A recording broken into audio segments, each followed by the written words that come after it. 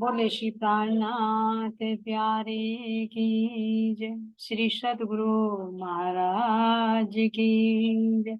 सतगुरु श्री रामचंद्र जी महाराज की जय। महामती स्वामी श्री लालदास जी महाराज की।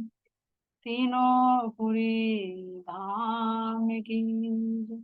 सर्व सुंदर साथ की जय। प्रथम लागू दो चरण को, धने न छुड़ायो खिन। लाख तले लालेरिया, मेरे जीव के ही जीवन। इन पाँव तले पड़ी रहूं, धनी नजर खोलो बातों ने।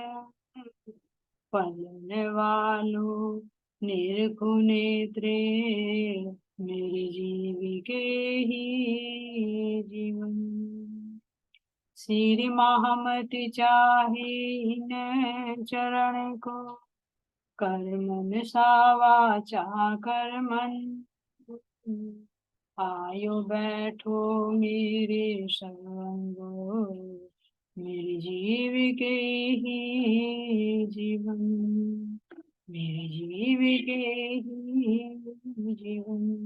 बोले श्री प्राणनाथ प्यारे की जय। श्री सतगुरु महाराज की जय। तो चलते श्री प्रसाद जी। बिना पहचाने बोलत नाही तुम सराफ, कहाँ कबीर कहाँ कमाल, विचार देखो आप। विचार देखो आप।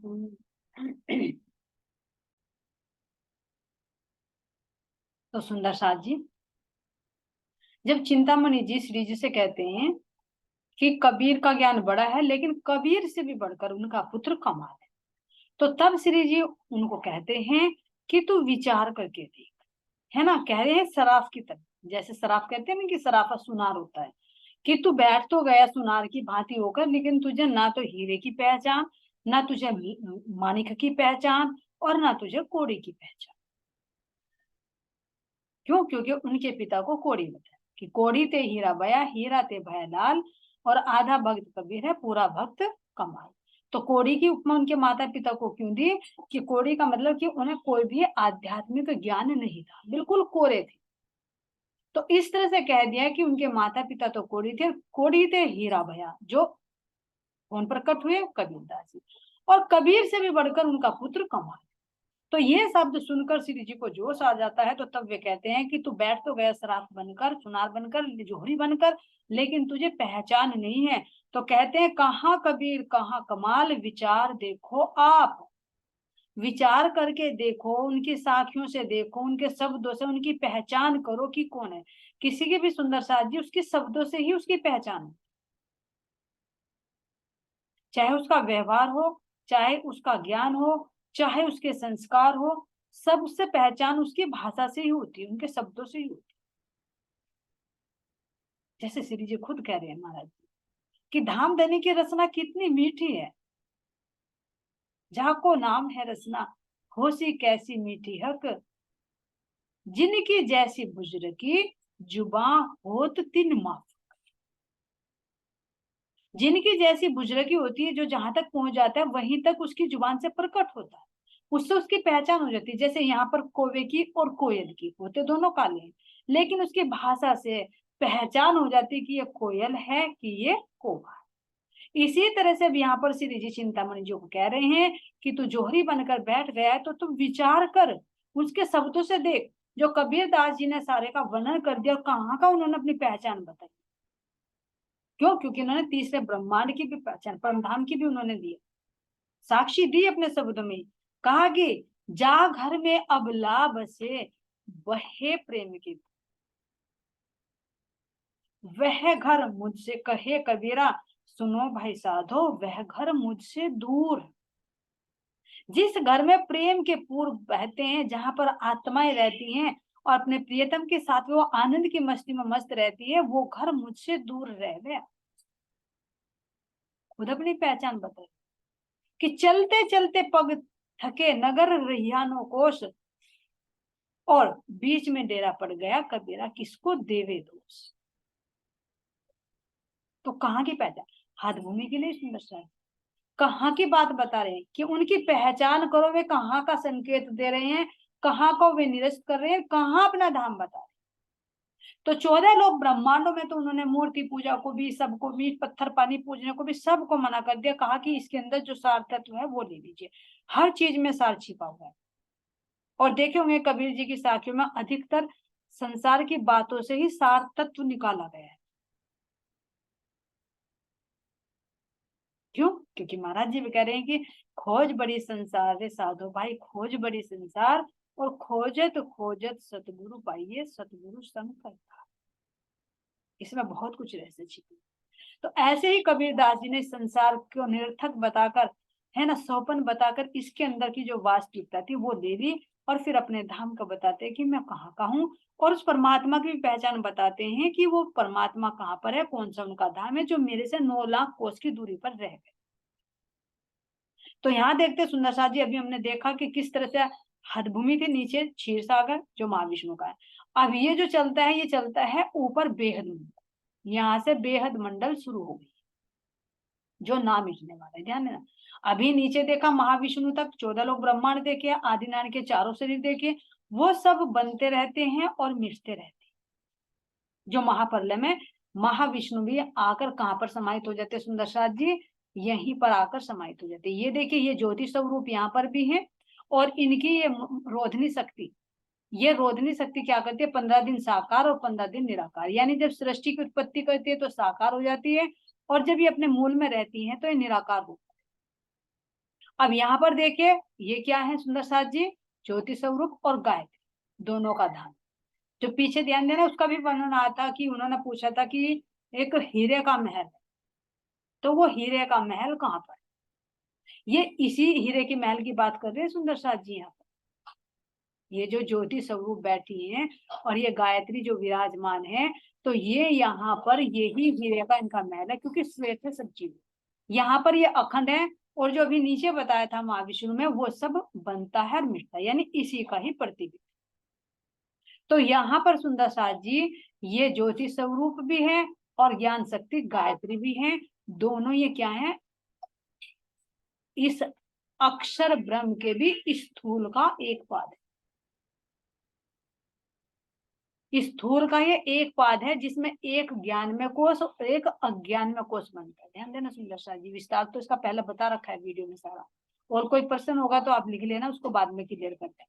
अभी जहां पर चल रहे हैं हम कबीरदास जी का स्थान देखना है कि कबीरदास जी का स्थान कहाँ पर बताया है।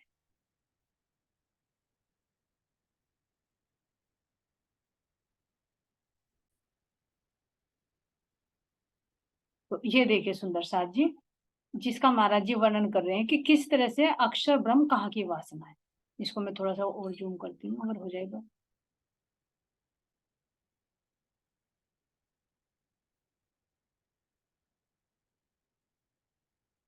ये देखिए सुंदर साथ जी, यहाँ पर ये जो है ये सब ना मिटने वाले हैं। तो ये हो गया अव्यक्त का स्थूल, क्योंकि अव्यक्त के विचार पाद है। फिर इससे आगे चलते हैं, ये जो है अव्यक्त का सूक्ष्म जो काल निरंजन है। यही काल निरंजन की जो शक्ति है, यही रोधनी शक्ति आती है, जो कहते हैं कि बेहद के मंडल पर पहरेदार की भांति है, जिसको अयोग्य जीव समझती उसको ऊपर जाने ही नहीं देती।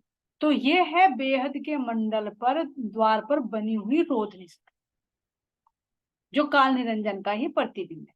तो यहाँ पर सुंदर साथ जी ये हो गया इनका सूक्ष्म।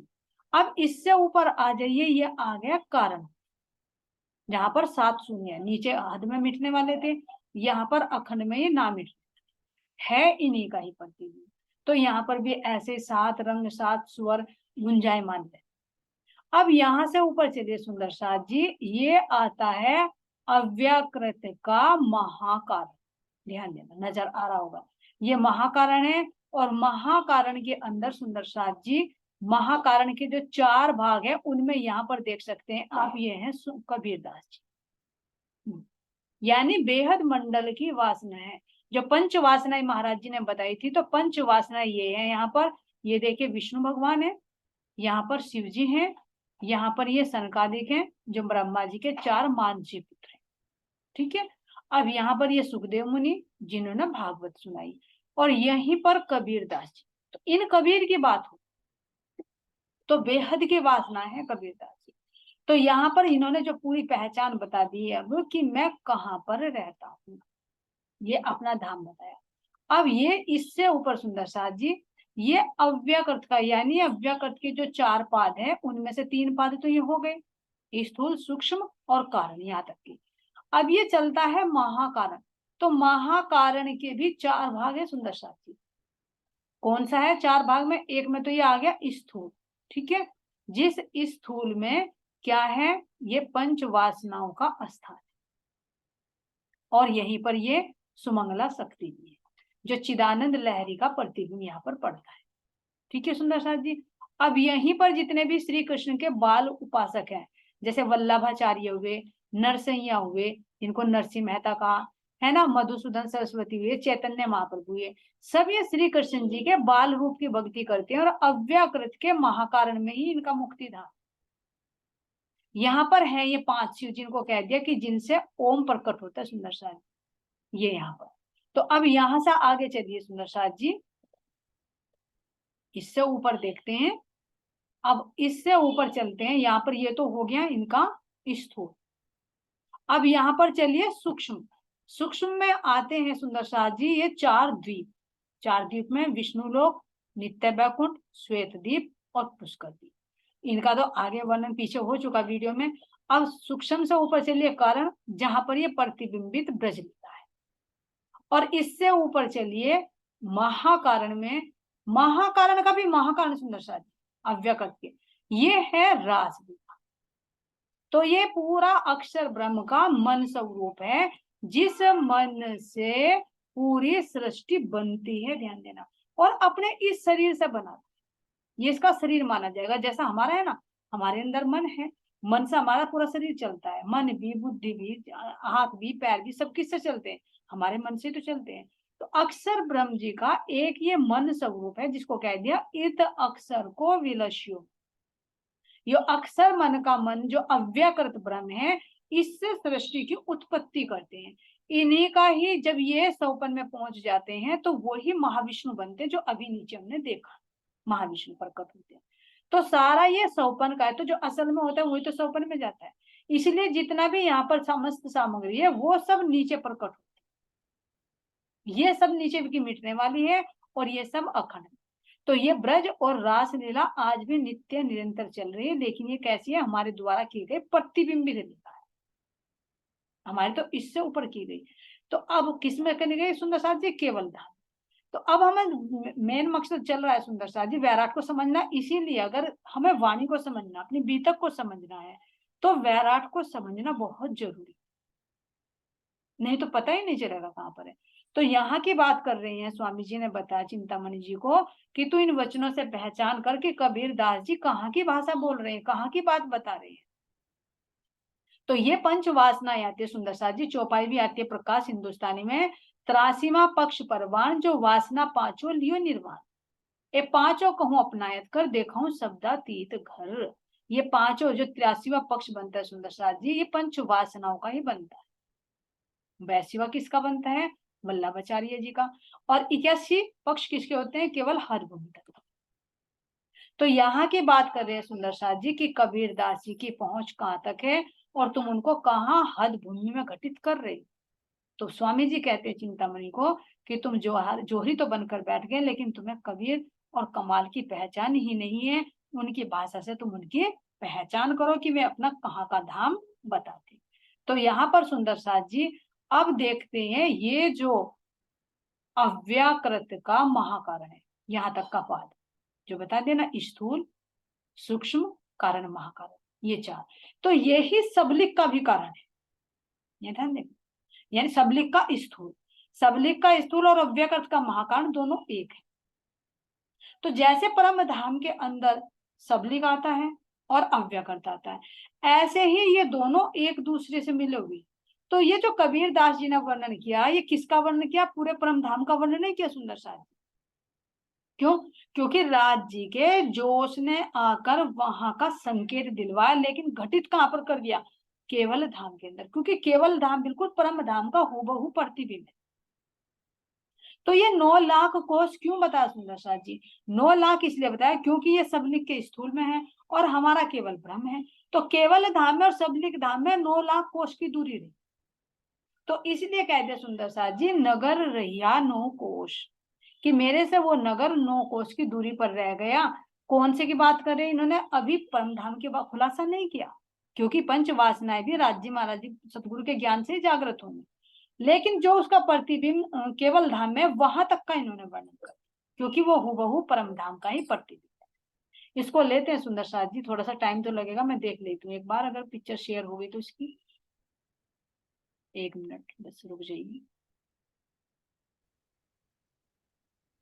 तो ये देखिए सुंदर साथ जी, ये है सबलिक ब्रह्म, जो भी बताया ना कि अव्याकृत का महाकरण, सबलिक का स्थूल एक है।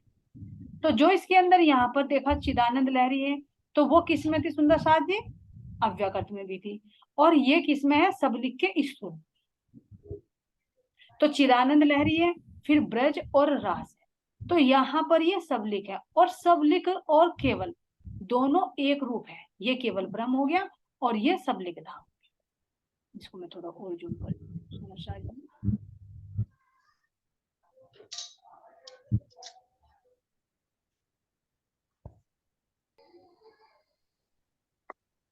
तो ये देखिए सुंदर शाह जी, यहाँ पर क्या है? ये केवल धाम हो गया, केवल धाम के अंदर ही ये सबलिक धाम हो गया, सबलिक के अंदर ही केवल धाम है, केवल धाम। जिस तरह से परम धाम के अंदर हमारा रंग महल है और अक्षरधाम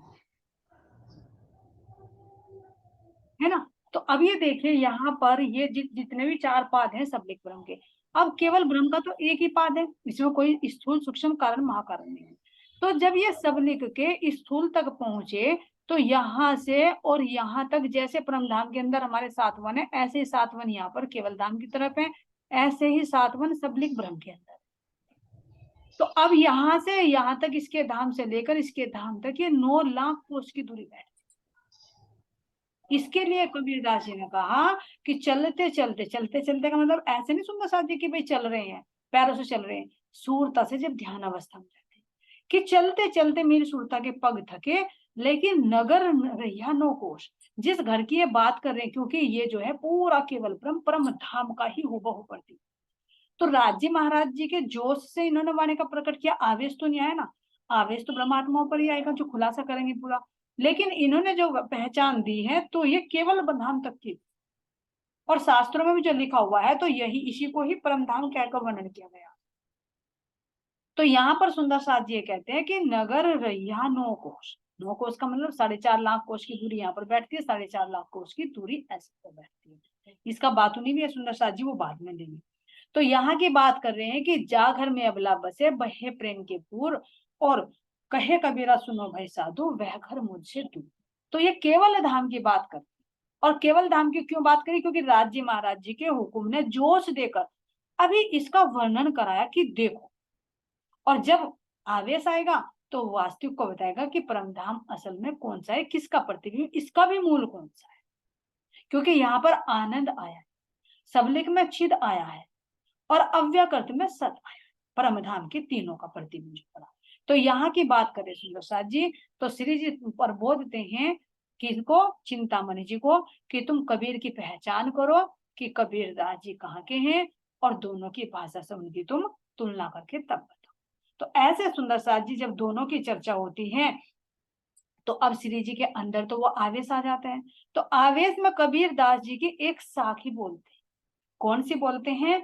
कि एक पलक ते गंग सो निकली, हो गई चहुदिस पानी, वो पानी दो पर्वत ढाके, दरिया लहर समानी, उड़ मक्खी तरवर पर बैठी, बोले अमृत बानी, वह मक्खी के मक्खा नाही, बिन पानी गर्भानी, तीन गर्भे गुण तीनों जाए, वह तो पुरुष अकेला, कहे कबीर या पद को बूझे वो सो सतगुरु में चेला, सो सतगुरु में चेला।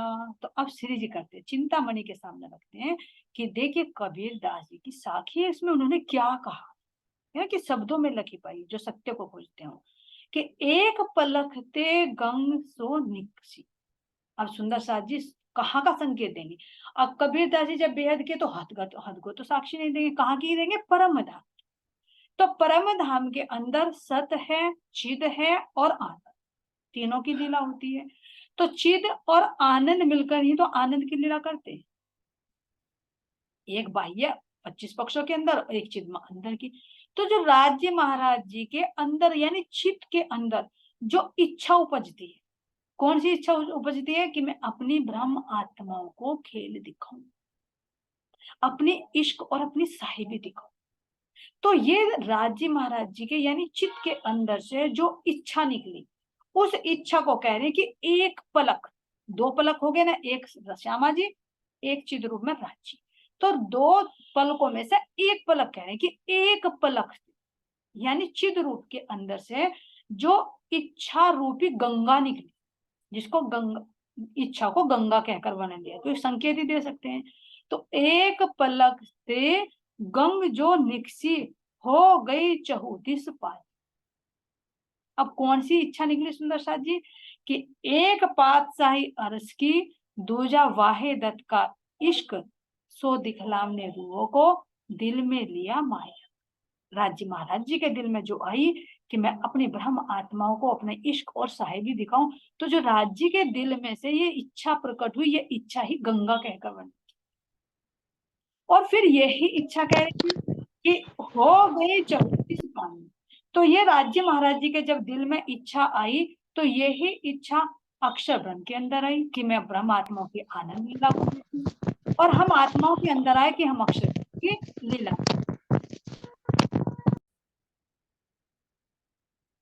है ना। तो क्या कहते हैं कि उनके अंदर से जो इच्छा प्रकट हुई, तो वो इच्छा कह रहे हो गई चहुदिस पानी, यही इच्छा पूरे ब्रह्मधाम में फैल गई, अक्षर ब्रह्म के अंदर भी आ गए कि मैं आनंदम को देखूं, और आनंदम श्यामा ब्रह्मात्मा के अंदर आ गए कि हम अक्षर ब्रह्म के मन को देखें। तो राज्य के अंदर से ही तो वो गंगा निकली जो चारों दिशाओं में वो फैल गई। ओहो पानी दो पर्वत ढापे दरिया लहर समानी। जो राज्य महाराज जी के दिल में से इच्छा प्रकट हुई, तो इस इच्छा ने दो पर्वतों को ढाप लिया। दो पर्वत कौन से सुंदर साथ जी? क्योंकि वही इच्छा अक्षरवन के अंदर आई, वही इच्छा श्यामा जी के अंदर, रूह के अंदर, तो दोनों को ढाप लिया। और कह रहे हैं दरिया लहर समान।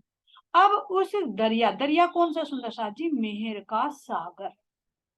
कह रहे कि जब मेहर का दरिया दिल में लिया, तब रूहों के दिल में खेल देखने की उपजी। तो राज्य महाराज जी के दिल में से जो इच्छा निकली, तो वो कहाँ आकर समाई? मेहर के सागर। कि मेहर में लेंगे तभी तो दिखाएंगे, तो मेहर में लेकर, तो जो इच्छा निकली, जैसे कोई गंगा होती है किस में जाकर मिल जाती है? समुद्र के अंदर, नदी। तो ऐसे राज्य महाराज जी के अंदर से जो इच्छा निकली, उस इच्छा ने किसके अंदर समाएगी? वो उसकी लहर कितने किसके अंदर समा गई? वो समा गई मेहर के सागर के अंदर, जिसको दरिया कहा। तो यहाँ दरिया सुंदर साथ जी मेहर के सागर को कहा, क्योंकि मेहर में ही तो लेकर ये खेल दिखा रहे हैं। अब आगे कहते हैं उड़मक्खी तरवर पर बैठी बोले अमृतवान। अब जो राज्य महाराज जी के दिल की जो इच्छा है, इस इच्छा को यहाँ पर मक्खी कहकर बना, क्योंकि हुक्म भी कहेंगे इसको। परमधाम के अंदर इच्छा है, और खेल में जब आता है तो वही हुक्म का रूप में परिवर्तित हो, है ना। तो यहाँ पर अब हुक्म रूपी, हुक्म को क्या कहा जा रहा है? मक्खी। कि उड़ मक्खी तरवर पर बैठी, राज्य महाराज जी के हुक्म जो है, तो वो ही हुक्म अब क्या करता है? अक्षर ब्रह्म के माध्यम से सृष्टि की उत्पत्ति कराते, जिसको कहा पेड़, तरवर। कि वही राज्य महाराज जी का हुक्म ही इस संसार रूपी वृक्ष पर बैठ गया, और क्या कह है? बोले अमृतवाणी। अब इस संसार में हुक्म से जितने भी वेद शास्त्र कतेब ग्रंथों में जितने भी परम धाम की साक्ष्यां लिखवाई गई हैं, वो सब मीठी वाणी ही तो है। तो यही हुक्म रूपी मक्खी संसार रूपी वृक्ष के ऊपर बैठकर मीठी वाणी बोलने लगी। अब कह रहे ओ मक्खी के मक्खा नहीं बिन पानी गर्भाने। जैसे यहाँ पर पत्नी और पति दोनों के संगति से ही उत्पन्न होती है संतान, तो इस मक्खी के यानी हुक्म रूपी मक्खी का तो कोई पति नहीं है कि किसी के संसर्ग के, क्योंकि हुक्म और हाकिम अलग नहीं होते। राज्य का दिल राज्य की इच्छा से अलग नहीं, एक रूप है। तो इसीलिए कह रहे कि इस मक्खी के हुक्म रूपी मक्खी के कोई मक्खा नहीं है, ये तो बिन पानी गर्भानी बिना पुरुष की संगति के ही ये प्रकट होती, क्योंकि राज्य के हुक्म को किसी दूसरे की जरूरत नहीं पड़ती। तो इसलिए कह रहे कि इसका आदेश रूपी शक्ति का कोई पति नहीं है, केवल एक परमात्मा है, और परमात्मा का हुक्म परमात्मा से अलग नहीं है। इसलिए प्राणनाथ जी को हक की स्वरूप कहा, हुक्म का स्वरूप कहा। तीन गर्भे गुण तीनों जाए वह तो पुरुष अकेला। अब कह रहे हैं कि इसी हुक्म रूपी मक्खी ने जब संसार की उत्पत्ति करते हैं तो मूल प्रकृति प्रकट होती है, जो भी बताया ना सुमंगला शक्ति, ये चिदानंद लहरी ही राज्य के हुक्म से सुमंगला शक्ति बनती। तो यही सुमंगला शक्ति कह रहे कि मूल प्रकृति, जब मूल प्रकृति बाहर प्रकट होती है तो इसी से ही त्रिगुण प्रकट हो जाती है, जो नारायण के साथ में नारायणी आ जाती है। मूल प्रकृति भी ऊपर से नीचे तक है, तो उसको कह रहे हैं कि मूल प्रकृति के पुत्रों के रूप में सत, रज और तम, ये तीन पुत्र प्रकट होते हैं उसके गर्भ से। पुरुष को छुआ नहीं, बिन पानी के बिना संगति के ही गर्भानी हो गई, और उसके गर्भ से यानी मूल प्रकृति के जो राज्य महाराज जी के हुक्म से मूल प्रकृति बनी, मूल प्रकृति से जो तीन गुण प्रकट हुए, तो ये इनके पुत्र के रूप में है। और यही मूल प्रकृति फिर लक्ष्मी जी, माहेश्वरी और सरस्वती के साथ में इनकी पत्नियों के रूप में हो जाती है। तो कह रहे कि मूल प्रकृति से सुपुत्र में सत रज तीन गुणों की उत्पत्ति होती है, जिससे सृष्टि का प्रचार होता है। तो ऐसे कह रहे सुंदर शाह जी की तीन गुण तो बने, ये सृष्टि तो बनी, लेकिन वो परमात्मा फिर भी अकेला है। क्यों? क्योंकि मूल में देखो तो राज्य श्यामा जी ब्रह्मात्मा 25 पक्ष सब क्या है, राज्य का ही तो चित्त है, उन्हीं का तो हृदय है। तो वो मूल में देखेंगे तो एक ही है, लीला के लिए भले अलग अलग है। आनंद की लीला होती है तो परम धाम में अनंत रूप में प्रकट होती है, और जब मोही इच्छा बाहर प्रकट होती है, मूल प्रकृति का रूप धारण कर लेती है, मूल प्रकृति से तीन गुण उत्पन्न होते हैं, तीन गुण से पूरी सृष्टि की उत्पत्ति हो जाती है। लेकिन फिर भी कह रहे हैं कि वह पुरुष अकेला है। तो इसलिए कह रहे कहे कबीर या पद को पूजे सो सतगुरु मैं चेला। तो कबीर दास जी कहकर गए थे कि जो इस रहस्य को खोल लेगा कि वो पुरुष अकेला कौन सा है, तो वो ही मेरा सतगुरु और मैं उसका चेला। तो जब कबीर ये सुनते हैं तो इन्हें पता लग जाता है कि मेरे सतगुरु मुझे क्या कहकर गए। ऐसे सुंदर शाह जी श्री जी इस साखी का वर्णन चिंतामणि जी को सुनाते हैं। अब इससे आगे क्या क्या चिंतामणि जी करते हैं, कैसे कैसे घटनाएं घटती हैं, उससे आगे का प्रसंग सुंदर शाह जी आगे की मीटिंग में कर लेंगे। तीन गर्भे गुण तीनों जाए वह तो पुरुष अकेला, कहे कबीर या पद को बूझे सो सतगुरु में चेला, सो सतगुरु में चेला। बोले श्री प्राणनाथ प्यारे की जय, श्री सतगुरु महाराज की जय। तीनों